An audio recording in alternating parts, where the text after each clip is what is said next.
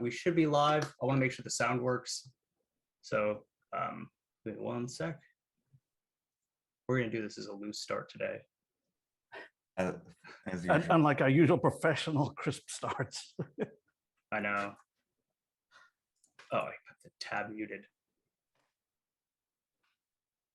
Awesome. We have audio properly working today. So we're gonna go with that.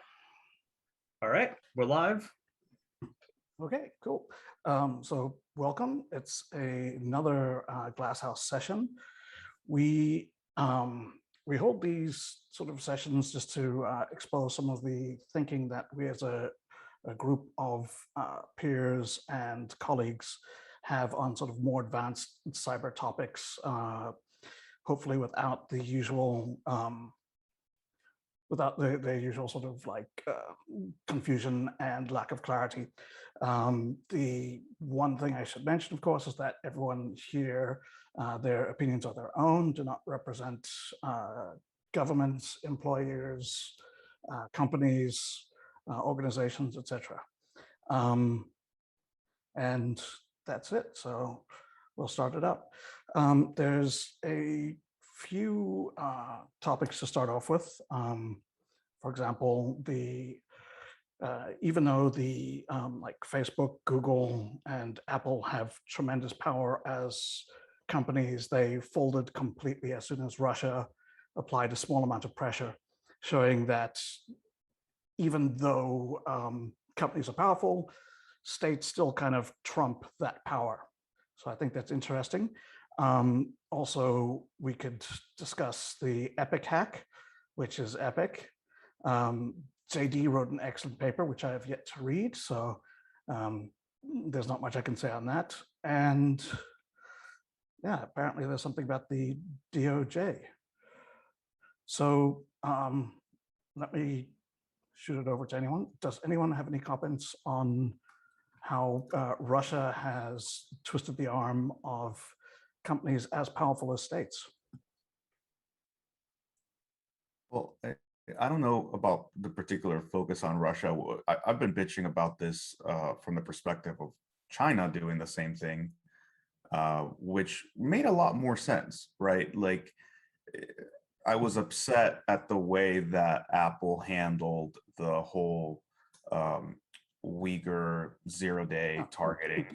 The Hong Kong thing, when they took out the app that was like, do not go here because the police are shooting tear gas indiscriminately into crowds. And they're like, whoa, we better get rid of this. It's encouraging terrorism. Like, yeah, there are all sorts of ways where it was like, wow, this is really, really poorly handled, but I understand that you rely on this country to build all of your products, and yeah, you're in a bad situation. What is the situation with Russia? Like, what is the undue influence there? What they did was fucking brilliant. They said, here's a list of employees that we will arrest and prosecute for crimes. So, I mean, like, if you're wondering why ransomware comes from a particular country, like, look no further than yeah, there's no doubt. I wonder if that's something Russia would be potentially interested in exploring in the future, like a Google Alerts type system where it's like, congratulations, you are no longer welcome in Russia. We will arrest you on site. Like, let's just skip the informalities. Just send me an email. I'll make sure I note it in my planner. You cannot add efficiency to this. You're taking the fear element out of it, right? The uncertainty. They do it to it's the local employee. So it's like whoever the head of, I don't know, like Apple Russia, you know, like they're probably based in Moscow and therefore they're vulnerable. And if they're not, then it'd be like whoever is the highest up plus like maybe their family. But yeah, just briefly on that, as Jags mentioned, this is not just about Russia. Like, this is a vulnerability that exists because companies have massive power on the internet, but as many keyboard warriors know, like, being powerful on the internet does not translate into being powerful in real life. Yeah. It's sort of interesting, right? Because we keep circling this sort of bizarre supranational entity definition with these big companies, right? You've got $1 trillion in your pocket, your influence is global.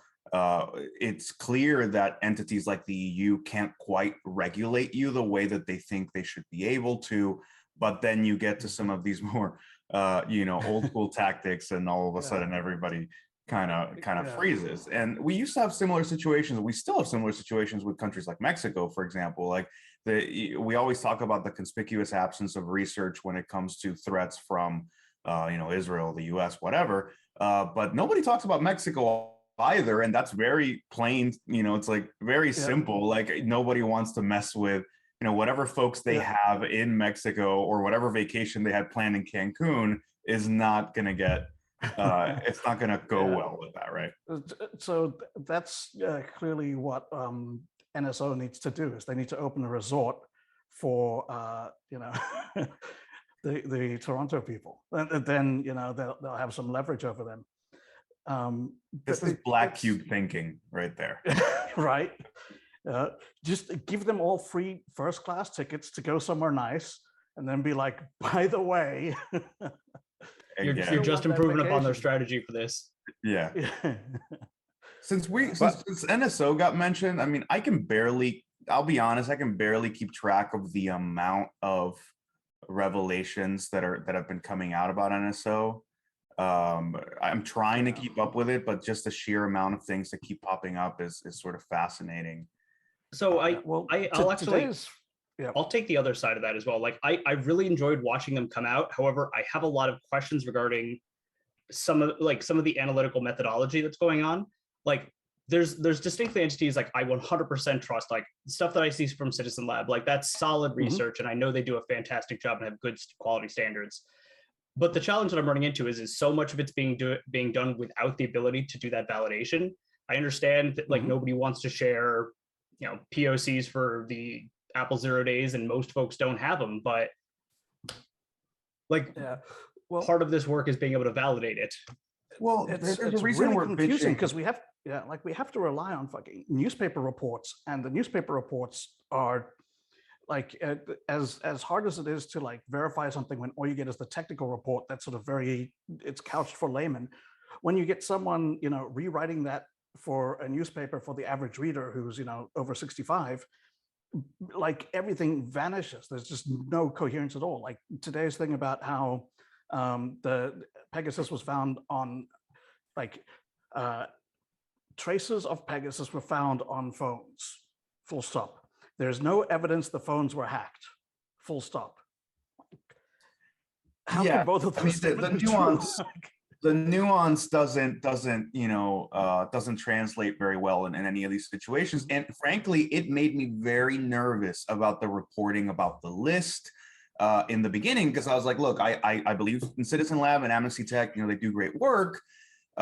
This list thing is a bit foggy. And obviously when you have sensitive sourcing, I understand that you don't want to share about it, but there was a moment there where we were like, fuck, like, did they mess up? Did they take it too far? Yeah. And I'll say that for me, what quelled that was ANSI stepping in. Like the French government has leaned into this full force, and I trust their findings, right? Yeah. Well, I think it's because someone was being cheeky and used Pegasus against like the French government, which I'm confused as to which way it goes. Like on the one hand, maybe it's like a very poor cyber shop who can't afford to develop their own stuff or buy anything better. Or maybe it's a brilliant move of using something that cannot be traced to a particular, like it might be a good way of avoiding attribution, or it might be just, that's all they can do. So I don't know, it's either very clever or it's very sad. Well, I don't know. I wouldn't read multiple layers of good planning into this. I think it's enough to say that the mobile ecosystem is such that it has given folks a great sense of comfort and safety when it comes to their ops. Like Android, which is where we normally find more things, in this particular case, has been fantastic for them. Like everything is just sort of come and gone, and we can't, nobody can find any forensic anything. And somehow Apple, thanks to its fantastic engineering, but not thanks to its willingness to help anybody in this particular sphere, has somehow been like the cornerstone that we've used to latch on to these operations. Citizen Lab and Amnesty Tech have used that. Wait. So are you saying that the Pegasus for Android is equally widespread, but we're not finding it, or that the Pegasus for Android is not being used as much because ministers don't use it, or is it not being as successful? I think it's probably more they don't have the experts widespread. for it. Let's be clear. I think it's almost certainly more widespread than the iPhone one. I mean, just by basic, the population that you're dealing with, the countries that you're dealing with, Android is far more popular in those places. And also the stack of exploits is far more approachable, cheaper. You have, this wild ecosystem of folks not patching or not having patches available. It's almost certain that there's way more what's really called CRISO, or it's the version of it's the detection for Pegasus on Android. But it also seems that whatever architecture within Android has no means of keeping them from tampering with logs, from just basically wiping their way off. There's basically the one system log, which is retained for a single reboot. But unless you deliberately log to it, there's nothing that, unless you crash or you log to it yourself, it's like syslog, if you wrote a Trojan that has syslog, connection from secret endpoint, Jason's home. But with Android, you can sideload. So why isn't there a bigger market for actual security products on Android? I mean, you can get Fortnite that way. Why can't I get Sentinel-1 that way? I'm just saying. Well, the AV people that tried to do that tried to replicate the AV ecosystem that they had on Windows, because that's what they knew. Right, so they wanted to be able to sell an agent that would be updated constantly, that you'd have to rent and all that stuff. And at the time, and I think it's still true, the average person doesn't really see a serious threat. So there's not the you won't get the volume. I mean, right? there's if you sell AV on PC, you sell millions. You sell on phones, it's a conversation to be had with folks like Lookout and Simperium, right? We could speculate, but I would rather kind of punt that in the direction of folks that are already selling what is effectively either AV or some kind of corporate MDM for phones. Obviously, there's a lot to be said about what you almost certainly can't do on iOS. I don't know what the deal is with Android. I don't understand the platform well enough to have an informed opinion. Not every device, but a bunch of them do allow all the old kernel loading tricks. If you can write to devmem, then you can inject your own kernel module. So in theory, an EDR on Android, I mean, it would be hacky and nasty, and it would involve doing an ephemeral routing of the device and all this other shit. But it's possible. It could be done. You could get an EDR in there to do your processes and memory. The argument we're having is, yes, you could build a security solution that doesn't currently exist. I think that would hopefully take away any doubt that the malware is almost certainly more prevalent there, right? If they've gone through the trouble to do iOS, then they're having a freaking field day with Android. And I mean, it's sort of funny, right? I have been a really outspoken critic of Apple in their approach to all of this sort of security stuff, particularly because I believe Apple could be doing so much better, right? My criticism is rooted in, I believe in what Apple does. Their security engineering is top notch.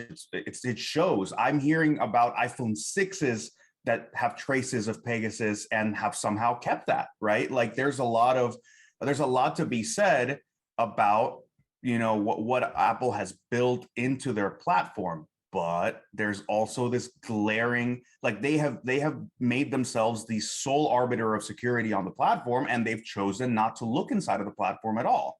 And it's just hard to get beyond that. It's hard to get beyond the thoughts and prayers aspect of, it's not that many people. It's a really expensive attack. If you're not a Uyghur, you're fine. It's the one where it's except for a few targeted people, this didn't impact anyone. Right. Yeah, well, the people who were targeted were sent to death camps. So I don't know. It seems like it might be a bit of an issue. French ministers and, you know, folks that are being massively abused in very vulnerable populations. Beyond that, enjoy your iPhone. It's very pro. Like, But don't worry, we fixed an emoji app issue as well. Yeah, Like sometimes statistically- yeah. Well, I think there comes a point with all of these platform vendors where they become so powerful that they believe they can blatantly lie and it not affect them. and they can. And they can. It's 100% true. You're right. And I think Apple has you know, people give them a lot of crap for stuff that Microsoft does the same thing. Google will do the same thing, right? ExxonMobil does the same thing, right? The like amount of spin that these companies can produce and believe in themselves, internally believe in, is huge, right? Like it's amazing. It's like an amazing like maturity model, right? Like the bullshit maturity model. Macs do not get PC eSIM. viruses, and iOS does not get Android malware. Well, So- you say that, but thanks to the new features coming in Windows, you will be able to have Mirai running on your like in You can the get Linux Linux malware. subsystem. Yeah, and also Android. So essentially, like, Oh, excellent. I mean, I've loved seeing the PCs POCs get for it come Android out. malware. That's like Windows is But, I mean, making huge strides to support Linux malware. The thing is, though, this comes back to some like it's finally going to be the year really of Linux old. malware on the desktop. Oh, I love that. I'm stealing that. Let Silas speak. We've been like running over him this whole time. Well, hold on. That was so worth it because I'm totally going to use the year of Linux malware on the desktop. So right on. But to the point, Yeah. like this is something these are old arguments that occurred years and years ago with Windows, and like this is part of what the antitrust stuff was with Microsoft, from my understanding. That like when you try and lock down the platform, like we've already, I guess, decided that we don't want platforms to be locked down to the point where they are essentially controlling it in a monopolistic fashion. Like Microsoft got beaten up for it. Apple hasn't, and I don't know what the story with Google is, but fundamentally, like if they want to control a platform from the top to the bottom, like they have to take responsibility for those parts as well. And part of that then becomes how do you define what that They responsibility don't looks just like. want to take control of the technology. They want to take control of the message, right? Like it's not just about like, oh, we are the ones in charge of the security. It's also we're the only ones allowed to talk about the security. And you can see the end point here, and it's enterprise security, right? Like the end like path for all of this is the sort of nonsense we've been getting beat with all year on like VPNs and like, you know, SSL accelerators with like Perl on them and just like all that. That's where all this stuff goes if you don't let anyone talk about the security of your device, because you're the only arbiter of truth. And I think hold on, I will defend Perl on this. And some of those things they look real bad, but the thing is like there's a reason that Perl is still around, and it's because Let Perl go. It's because it's reliable. Sorry. It's reliably confusing, at least. I mean, Silas, you're now canceled. I'm not the one learning Rust, so Hey, I'm not learning Rust. I was just probing the waters. I don't want to end up like Matt Swish with no friends because I learned Rust. It's hard enough writing Golang right now. It's bad. I lost. I was gonna say something. Okay. I lost the plot. well, over let me drive some more. I mean, just some more craziness into the water, which is we also had our own NSO group moment this week, right? Like this was the week of Optiv and Exodus Intel getting named for selling either vulnerabilities or vulnerabilities that were in a package, or like I think a vulnerability feed that was not exploits but was like information about. I mean, it's two very distinct cases, right? Like I wanna. I'm not trying to jump in front of a bullet for as far as Exodus goes, but I feel like Exodus has handled this pretty well, all things considered, right? Like the Exodus scenario is they're selling a vuln feed, which to me is a strange business model, but it's a business model and people are buying.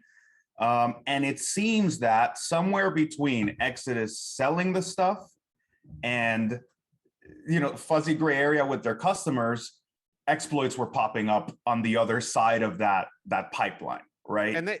and let's also be fair. What I read was that the exploits were popping up against Indian regional competitors, aka China and Pakistan and other regional areas, which Also apparently South Korea, if I remember correctly. could possibly be an Indian regional competitor, I guess. I don't know. So you get like that's what I would expect India to do, right? Like they make an investment.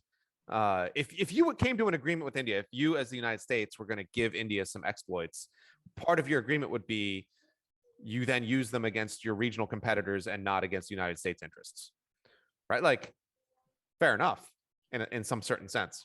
I think the Optiv case is a little different. I don't think we have all the information. I think we have the most salacious possible take on all of this stuff. I thought the FBI indictment and statements made a lot of noise about export control violations, which were very fuzzy, as most export control violations tend to be. I don't want to dive into export control because everyone will have a good nap. But I also thought that like this was the first time you've seen like any United States companies ever involved in this business overseas in a way that looked bad, which is an interesting point of history. Like speaking of export control, the three and NSO and that general region, but like the three dudes who got hit for doing Project Raven in UAE, right? They were done on like part of what they were done for was export controls, where like I find that really like it makes sense that like they're ex-IC, and what they were taught how to do in the IC, they're sort of exporting by using somewhere else without a license. But like where does it stop? Like, can they use that against like someone who is not IC but is from the US? Let's be clear here. We're having two different there are two things colliding here. We all know something bad is happening out there and it involves US citizens. And then there's what laws they could apply to bring them into the fold. Because, we could have an abstract conversation about which of these laws apply where, how, and if they should, and if they're going to be abused, and if, it's the right way to talk about it. But I think in this particular case, people knew that there was some fucked up shit happening out there and that there were US citizens involved and former IC people involved for a long time. Like we heard about this investigation coming down, what, like 5-6 years ago? Like dark matter has been dead for a couple of years, and it's only now that this thing comes out. Like dark matter was basically founded, had its entire lifespan, and has exited, and now something has fucking like now there's consequences at the end of it. Like that's right. I mean, that's nimble and responsive and fast. It's an impressive show. It's a difficult thing for the DOJ to kind of get everything in gear in time. But I will say this: the reason I'm pointing at the investigation being so long is I have a hard time buying the narrative of the wonderful whistleblowers who suddenly grew a conscience and were and found their way to Chris Bing. Like, look, Chris Bing did amazing work, and it's great that folks were willing to kind of pull the the veil from these things and kind of help us understand what was going on. I just don't look at that timeline and think that it's because like their conscience suddenly started to bug them. Right, like the investigation was already happening. It was Special Agent Conscience. Right, Special Agent Conscience suddenly showed up at the door. I have a warrant for your feeling bad. I'm also curious as to whether these will be the last charges. Right, like it's like they're from what I understand, they're basically just being like held under threat, which is like if you do nothing for like the next couple of years, like keep your nose clean and like this will all go away. Like that seems to be what it is. It's definitely a slap on the wrist type situation, but I also would, posit that we were in a horrible standoff of like they're in the UAE, working for the UAE. What are we gonna do? Right? Like, are you like, yes, they're a partner. No, there's no extradition treaty. Are we gonna like how high in the levels of diplomacy is it gonna go for us to try to get these three people back? Right. Yeah, well, like I don't think the UAE would have like gone to like they wouldn't have gone to the like they wouldn't go to the mat for them, right? If the Well, US but said it's like, "Hey, we're kind of pissed off about this," we might, look into how much like military technology we will sell you next year. Like UAE would be like, "Yeah, do you want them handcuffed or not?" I don't know, man, I because like suspect. that's normally the case with anything. But what we're talking about is, hey, could you export three people that are intimately aware with your espionage apparatus and how you've used it against us over the past 5 years? And that's a different conversation to be had, right? Actually, that conversation probably ends with the we're we're saddened to inform you that there's been a terrible accident. The villa they were staying in suddenly blew up. But we They should, were playing I mean, with I think fireworks and accidentally shot themselves 3 times each. I think we should also talk about the horrible policy suggestions you're getting from both sides of the aisle on how to handle people in the IC community who have done basically SharePoint administration and or like basic operator training, right? Like which you could only get, also at any penetration testing company in the history of time.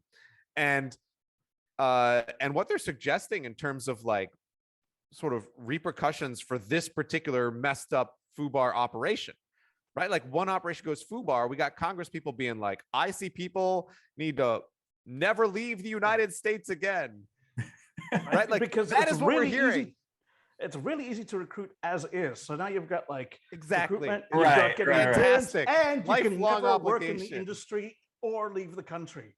So sign up now for your 40% You can- pay that you get in the private sector. You cannot smoke weed. We're gonna pay you 40% as much. You have a massive bureaucracy to deal with, and you'll never take another vacation in your life. Now, Or work don't again. everyone pile on at once, right? And let's make it Yeah. as vague as possible. Like use your like, and I think that's one thing that you saw is they were using very vague laws for some of these indictments, and they do not want them tested in court because they probably would lose. That's which is the fine. thing. Like I was going to say, like I think the reason that they went with it, like, tell you what, we'll give you a couple of years to keep your nose clean, and we won't actually push it through. I'm pretty fucking sure they didn't want to actually litigate it. Don't want to because test it, would yeah. fail horribly. Neither They side wants to definitely- take this to court because going through Yeah. this process would destroy the people and their whole lives. And, and Either side losing would be a horrible precedent. So it's better to just be like, tell you what, we all like gentleman's agreement. Let's just pretend this never happened, and like we can move on. And you saw a lot of people in our community who were like, oh, I mean, we're very almost vengeful against these 3 individuals or the rest of the individuals who did this in the UAE. And I'm like, these must be people who've never made mistakes in their lives. You know what I mean? Well, like, it's mean, hard it's to, really- it's hard to sympathize with people who've made mistakes when you're like living on the pinnacle of purity, such as myself. I don't know how to sort of get into that mindset, but No. Okay. Let's take several steps back here. We have all made mistakes. Everyone should be, no one is without judgment, and I understand how outsized the Schadenfreude can be on Twitter and InfoSec Twitter. It's pretty bad. However, come on, man, like this particular program, like what was happening with Cyberpoint was the mission. It was the like perfectly okay, your government is with you, go help our brothers in arms mission. And when that shit ended and your salary got doubled and there were suddenly no more rules, I think it's a fairly clear indication of like, okay, half of the people we were working with just left. We no longer have a remit from the State Department, and they want to pay us twice as much. This is going to be fine. And then you watch that unfold for years on years on years. It's hard to look at it and be like, man, you really didn't know what you were getting yourself into, right? So like this is not a boiled frog situation, right? Like this was you're making this amount of money and you're doing stuff that's sort of arguably defensive, and you're definitely working for like this employer who's based in the US, and then one day you're not, and it's like everything changes. And if you go like, well, I didn't realize, that doesn't make any sense. Like I completely agree with Jags on this one. The other thing is like everyone knew that like something was fucking off. Like everyone that dealt with that company in any way like met the people, like you just knew this wasn't right. Like Yeah. none of it was like, oh yeah, like this is basically like KPMG or one it's just like But I love that. I love that we keep drawing these parallels, because the thing is like on a playing devil's advocate here, like if you've come out of like the NSA, you've just left this warlord culture with like different PMs essentially having little like fiefdoms inside the NSA, and like somebody's like, listen, we got this new gig for you. You're going overseas. You're gonna be doing like all the same stuff you did, but let me tell you, you don't have to fucking file as many reports. Like, and we're gonna pay you more. Like, I'm sorry. Like, I can understand how But that was Cyberpoint. That was the part that was sanctioned by the US, right? Like, hey, fuck the government. It's time to make some money based on what you know, and you're still serving your country in a way. That's what that was. And the thing is if you've been doing a mission and you're part of a mission that's been going for several years, and you get told like, hey, you can actually make a huge impact and do all this stuff more. Like, I can completely understand how people would go down that path. And the thing is like, want to play counterterrorist. Like, that's like the thing.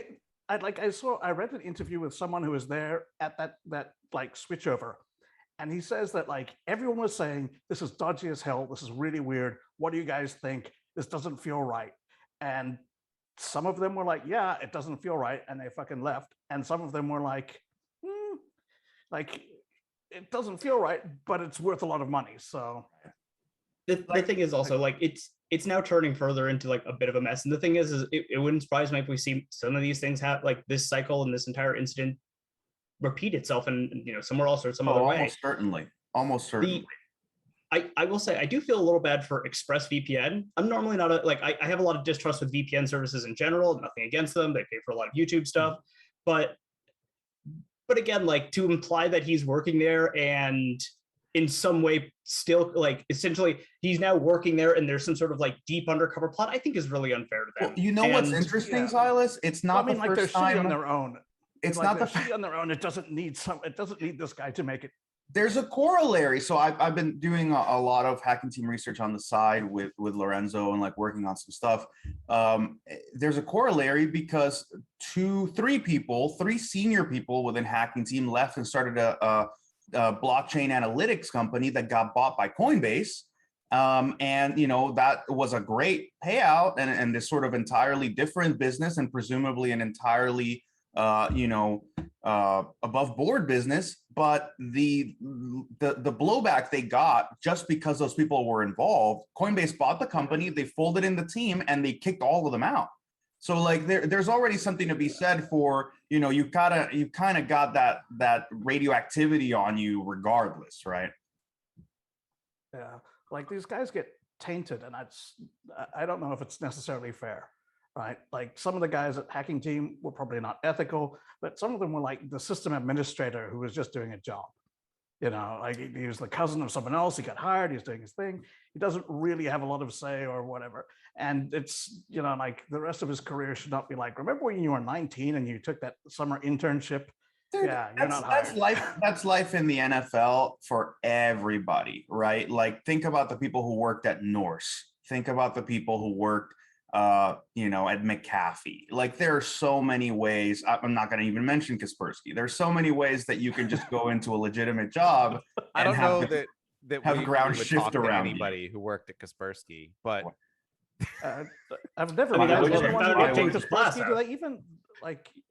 Why would you? Do they exist? No, in the Positive real world? Technologies, man. Like look at PT. There was no indication that anyone had a problem with Positive Technologies until the day it's like, boom, like, wow, the entire thing is fine. I don't know that it is. They're still IPOing, right? I mean, are they? Like, they seem fine. It's, and it's fine. Let's be honest. Like sanctions from the US over cyber stuff are fucking meaningless. Like they don't impact anyone. No, not when you're a company. When you're a company, like it's meaningless when you're like, 4 dudes in Shenzhen, but when you're a business being barred from the largest technology market on the planet, and subsequently from the financial system. At that point, like you have issues, right? Like you have big problems. I mean, the US does have some power. I will say that I don't think sanctions and even some of our like entity list stuff plays out the way you would think it does, because we have no follow through. There's no PR campaign. There's no attempt to remove people from the society, right? Like there's Like, still positive do they do technology like people who submit like links battle for an damage assessments and lessons learned? Like, so you We go don't do out, any you of do your that. sanctions, Yeah. you're like, this should, like, our expectation is it will like lead to this company folding. You know, battle And then when damage it assessment, doesn't, okay, you're like, that cool. didn't happen. So Yeah. So no Well- one even checks up, as far as I can tell. The Treasury Department, in theory, should be checking up on this sort of thing. Well, I all don't we're know if talking they are. about is, are we barring them from our backyard? And what you end up doing to these companies is you make them regional forces, right? It's like, it's kind of funny because you're essentially saying, look, positive technologies, like you're barred from the biggest market. You will never be a global company anymore. However, you can now just be a lower stakes regional player that's relatively successful in Eastern Europe. And we no Because, look, longer we have don't any like- mecanism to control you whatsoever. yeah, Have we don't fun. like Really how great point. closely you're working with the Russian government. You are now banned from doing business with anyone but the Russian government. Correct. Like that's not the like powerful like message that you think it is. Like it seems like maybe a little bit counterproductive because yeah, as Jack says, you literally like as soon as you do that, you lose any leverage over them because you know We've And it definitely applies to the lost that people. that school, like that school of thought that we learned from the Brits long ago of like actually learning how to run assets and like how to, you know, how to manage honey rather than just always stick. Like we never do carrot anymore. It's always stick. We've lost that art, and in a lot of ways, it's showing, right? Like it seems to be very hard for us to elicit cooperation from anybody who isn't just like corporate America poster child, right? Well, I think Yeah. part of it is a lack of understanding of communities as opposed to companies, which are two different things. And understanding that positive technology is a company and the people within it are integrated into the larger community of information security. And how do you handle that? And it can't be handled like with a, you know, update on your webpage on the sanctions.gov, right? Like yeah. there's some They're- weird, there's They some don't, work. they're not to be like a done there. centrifuge company in the middle of Iran that's suddenly not allowed to like export anywhere else. Like it's not like It's not like they that. made missile engines and now like no one's allowed to buy missile engines from that anymore. Like that's not how it works when it's like knowledge capital and knowledge workers. I have another reputation management thing. Would you or would you not take a job at Epic? No. The You see what I'm games saying? or No, the, no. the hosting? No, Right. we understand you could work Yeah. for Fortnite and just be happy the rest of your days. No, I mean the hosting facility provider that got hacked, and all of, you know, they tend to host very, very right-wing paper or websites rather. Right. You know, like Well, would you have taken a job at Epic before this? Like, that's just a legion. I don't think them thing, being right? hacked is an issue. I just Right. No, there are like, a lot of things around this, like who hacked Epic, So- why they hacked Epic, the Yeah. Texas abortion law and how it fits into this issue, because like this is hacktivism that seems to be something better than like the lulsec. Just like we're now against Sony because we happen to get like a web shell on a Sony domain. Now right? we're Like, talking this about is like real targeted. now we're Like talking about a Phineas Fisher topic level. that I'm actually feeling like lately I've been feeling fairly passionate about, which is how much real hacktivism is still out there and how much, you know, how much of it is nation state stuff, right? Because we recently had that conversation when it came to Meteor Express, Indra, whatever. And we've had that conversation when it comes to, you know, the Russians and the North Koreans and how much they love to abuse those false fronts. But then like the real question came, well, in 2020, 2021, how much real hacktivism is still around? Right. And like, it's been interesting to see the Epic thing. It's been interesting. God, what was it? Was it the Parlor database leak? Emma Best does a lot of stuff that's the hacktivism and it's purely ideological. So like that's the DDoS secrets, right? Right. So like that is But like isn't legit. But how isn't how common DDoS is it? secrets basically like a not tainted WikiLeaks? Like we're talking about the distribution yeah, platform. We're not it's talking about like who's actually going in there and saying this is unfair. Who's Phineas Fisher and okay. shit, right? Yeah, no, and so here's the thing: if if you were an opponent to the U.S. and you wanted to cause havoc, you would look at things like the Texas law as an opportunity to spread discord and fuck up society, right? To just start consuming cycles. And one of the ways you could do that is via targeted hacktivism and getting things out, because the community is hungry for narratives based on this stuff and putting data into it. So I mean, all you need is a drive and feed Netflix things. documentary. well, hold like, on. You're both are hitting a key thing. So I've tracked a lot of hacktivist stuff, mainly a long time ago. The thing is there's some things with the Epic hack that ring really true to hacktivism, and at the risk of kind of like pointing these out as things, I think it's worth like sharing. So the thing is like with this hack, like DDoS secrets it's from my kind of like read of the situation, was the first group that this hacked, like whoever hacked Epic, DDoS secrets is who they reached out to almost fairly quickly, it sounds like, for support in spreading the torrent and getting it out to people, which is interesting. It shows that they already knew about them, were already aware, but it's interesting also they chose not to go to WikiLeaks. The torrent is a mess. Yeah. Like it's 35, I think it's like 35 megs just for the torrent. They didn't compress everything ahead of time, and there's thousands and thousands and thousands of like little subfiles. But truthfully, that's what I want to see from a hacktivist leak. Because the thing is, it's not prepackaged. There's no narratives. It's not slick, right? Yes, like it's not slick. Well, let's talk about the alternative. Yeah. Let's talk about the slick alternative, which has gone, like it came and went, which is the Panama Papers. Like I to this day, we have no understanding of who hacked Mossack Fonseca, took that shit and masterfully coordinated it with an organization that could, distribute that information precisely to the right journalists with nobody finding out for a period of almost a year while everybody did their investigations, and then everything dropped. I mean, like if I had that information today, I wouldn't know how to coordinate that shit so well. Well, that's also the thing as well, is part of this as well is I'm still trying to understand the Epic data, because like it's so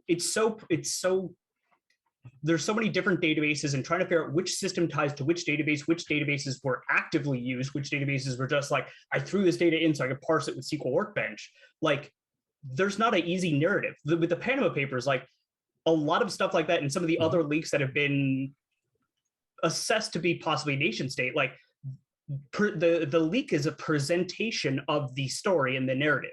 It's here's what happened, and like this is where I saw a lot of like WikiLeaks stuff going totally off the rails, because they became journalists reporting on the leaked narratives that they were provided, and essentially became amplifiers, or that they were building themselves, right? Like that. Yes. Anybody who still believes in the whole WikiLeaks thingy, like their reputation or anything about how they present anything at all, has kind of lost the plot at this point, right? They're at a point. It's basically a QAnon redistributor at this point. Yeah, and I'll say one thing also with just very briefly, the one difference between Epic and Panama Papers is the time issue, right? So Epic was leaked at a time when this sort of thing is hot. Like if you wait a year, there's no guarantee that it's going to be relevant when it comes out. With the Panama Papers this year, next year, there's still going to be people hiding money. It's not going to really change. Well, it's also local investigations, right? You need that. Well, hold on. With the Epic thing, and this is an important point as well, and this is the like cutting current where the analytical assessments are floating, is the data that was like leaked, like some of the last records that like a lot of us have been like finding, put the timestamp of when the actual like or when I think some of the people are assessing when the leak occurred and the actual data was taken from Epic was somewhere in like February to March of this year. And given that there's like a window of time, that's a long time for them, like for whoever hacked them to be sitting on that data.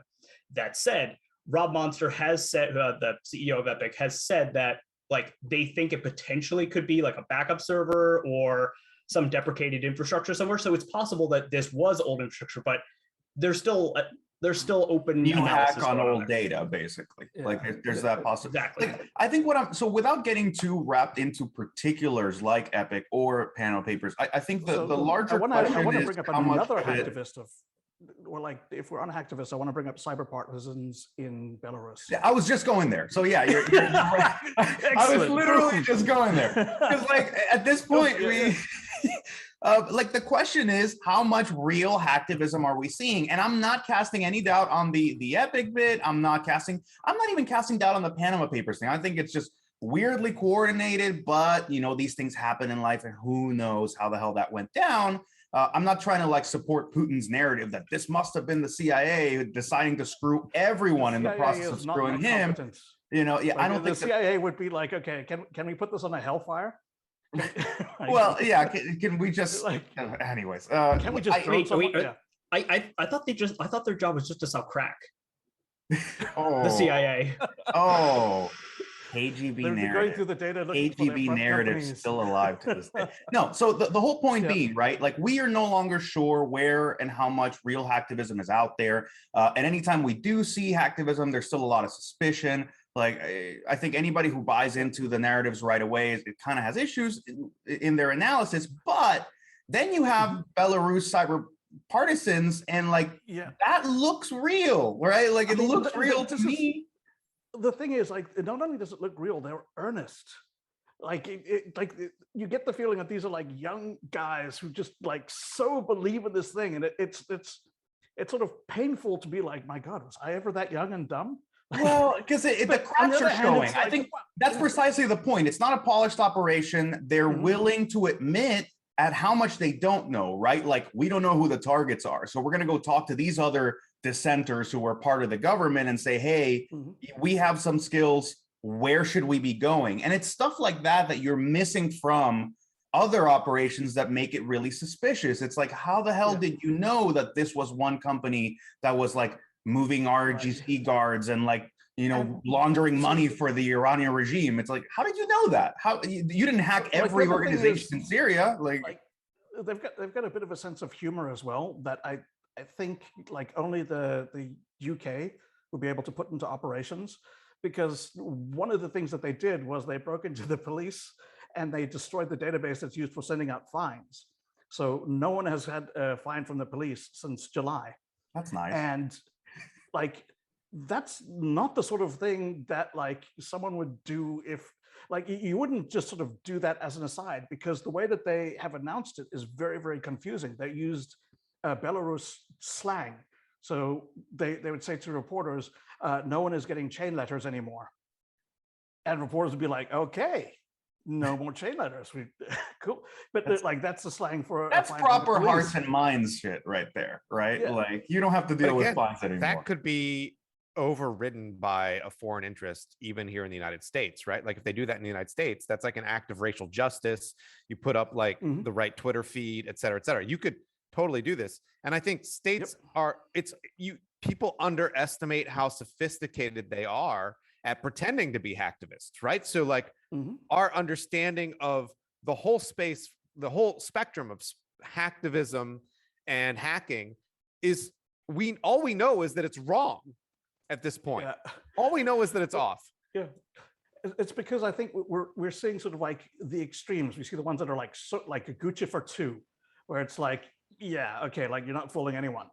And then, you know, like someone's trying to put that on the same plane as like cyber partisans, where it's like they're also, you know, so I would like this is a really broad spectrum. I would stick to 2021 just because like things have been changing, I think, in epochs, right? Like you had the lulsec phases of things, then you had Phineas Fisher phases of things, then you had the Russians, which by the way, some of those people to this day don't believe were the Russians.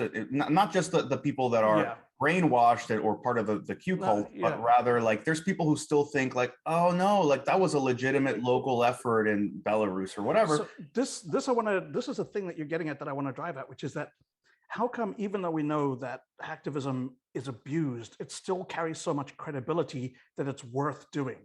Well, I think there's a narrative about groundswell, and it's the same thing that happened with the Arab Spring, right? There's some there's something in our minds or in our cultural zeitgeist that appreciates the idea of a groundswell of fervor that's organically generated, grassroots something. These people couldn't Brotherhood, take it The, anymore. the underdog striking a blow for These the people common couldn't man. take it anymore. They weren't going to take it anymore. And where there was only But abuse and being you're put down, missing- now they're a leviathan that's standing up for people's rights. It's like, You're oh, missing nice one of the hair. more interesting ones. And I want to point at your paper and also JD Works' paper with our dear friends, the Angry Sparrows, right? So what you see there is attack on a critical infrastructure in Iran by, we're not sure who, but the one team that claimed it had a slick little logo with an angry bird on it and called themselves Angry Sparrows. And it set, it both bypassed a lot of boundaries and set a lot of boundaries, and it's a really interesting case. And I know you wrote a paper on it.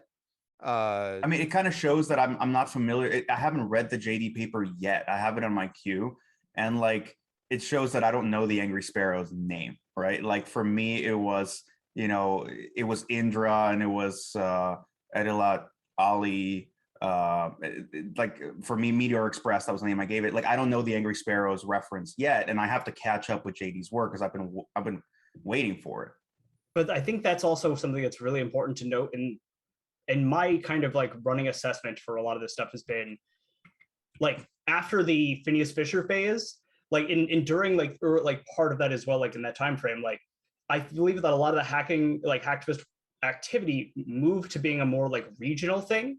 And the thing is like some of the Iranian stuff, like I don't know if we would have heard about it if it wasn't for like news coming out of Iran. But if it was somewhere like where it was more of a like local focus of a local issue around like. So, well, they're making a point. Like, part of the reason us. it came out was it was funny, right? Like if all they had done was stop the trains or like delayed the trains, that would not be a big story because like trains delayed, in third world country. That's not a thing that the New York Times is going to write about. Yeah. But by adding that, like little joke element to it, they turned it from like just like here's a bit of harassment to here's something highly amusing, and that made it like that gave it legs. I mean that was clever. It is an epic troll, and I think that's I mean it didn't just provide the hook for why people should report on it. It also softened the blow of what I think would have been a prime moment of people losing their freaking minds about critical infrastructure getting hacked and all this other nonsense that we usually hear about. The trolling overshadows the fact that someone was fucking with trains, like. Right. Which is, I find that hilarious because I had a lot of private conversations with different folks that I'm not going to name.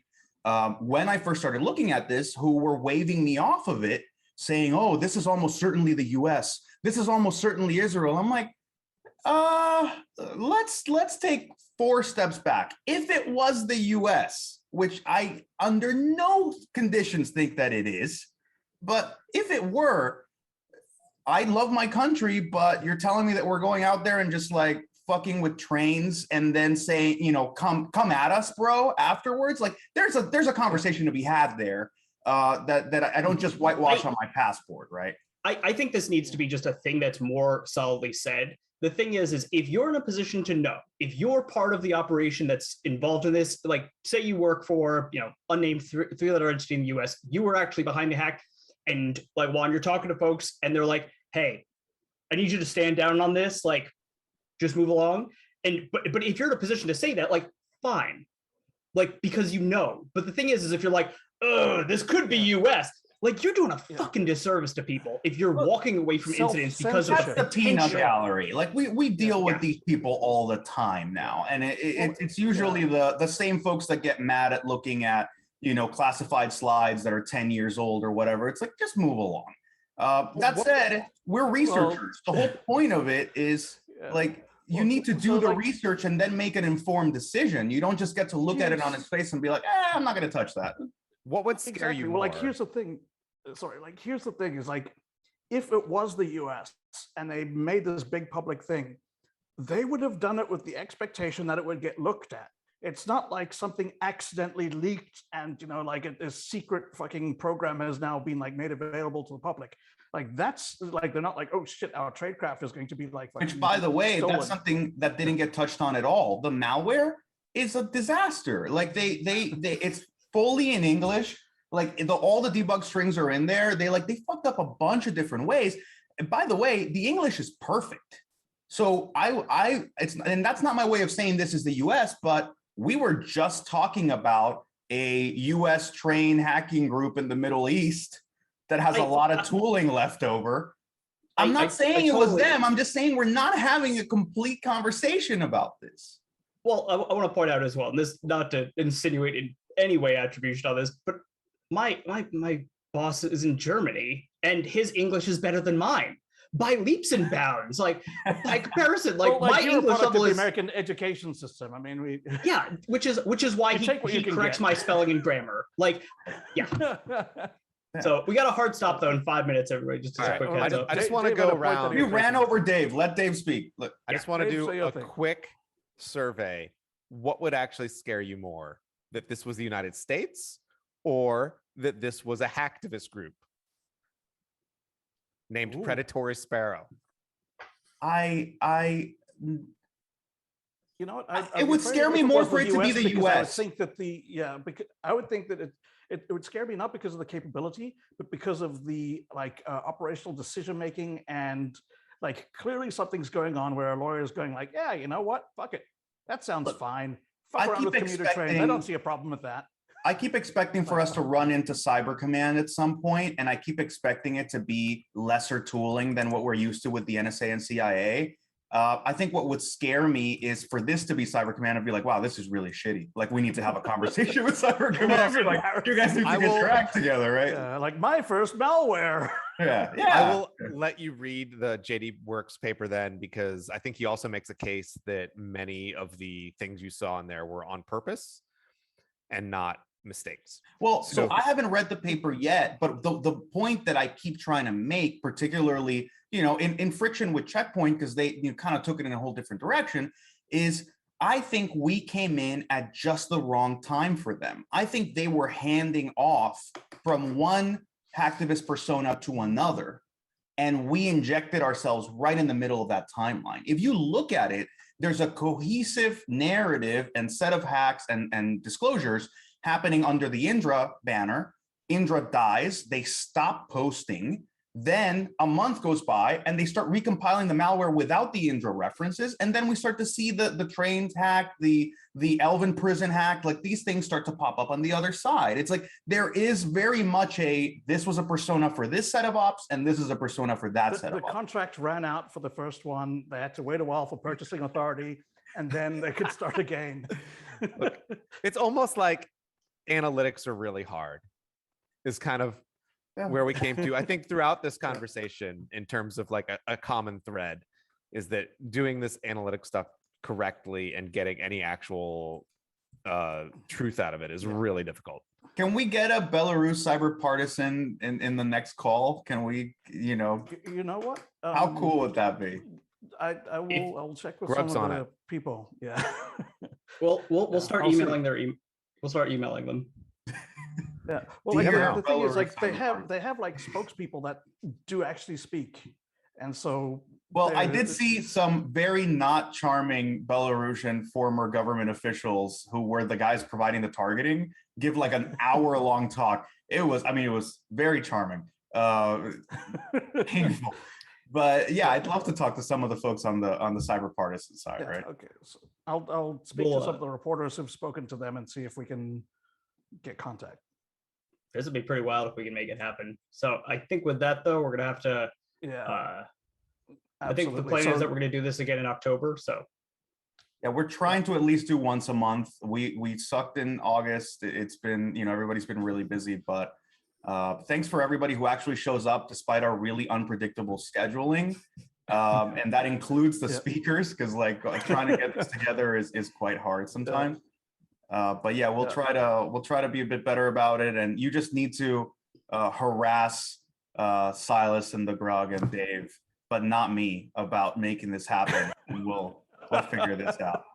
Hey, I'm just the guy that breaks the Yeah. audio. So, all right. All right, excellent. So So, thanks everybody everyone. for coming. Thank you for coming.